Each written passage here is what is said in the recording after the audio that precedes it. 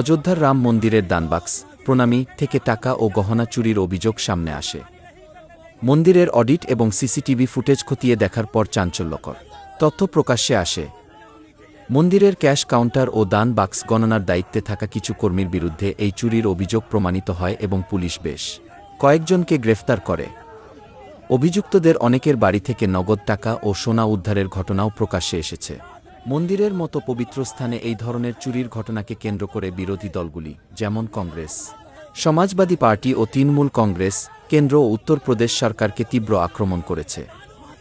বিরোধী নেতারা প্রশ্ন তুলেছেন যে এত নিরাপত্তার পরেও এই ঘটনা কিভাবে ঘটল এবং এই বিষয়ে প্রধানমন্ত্রী নরেন্দ্র মোদীর নীরবতা কেন, তা নিয়েও সরব হয়েছেন তারা।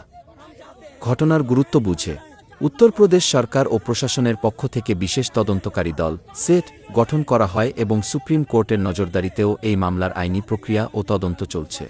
মন্দির ট্রাস্টের পক্ষ থেকেও এই ঘটনাকে অত্যন্ত লজ্জাজনক ও দুর্ভাগ্যজনক বলে স্বীকার করা হয়েছে।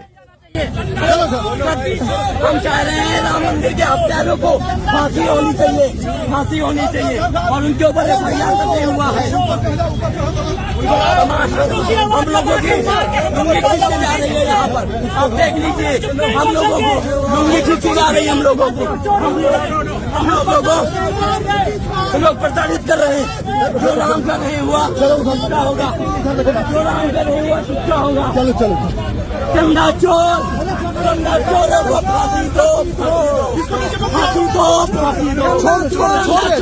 फांसी दो, फांसी दो। हम फांसी के लिए आए हुए हैं। रामायण भारती गई हमारी रामायण दो, हमारी रामायण दो, हमारी रामायण दे दो, रामायण दे दिया, रामायण हमारी रामायण भारती रामायण रामायण जय श्री राम, जय श्री राम।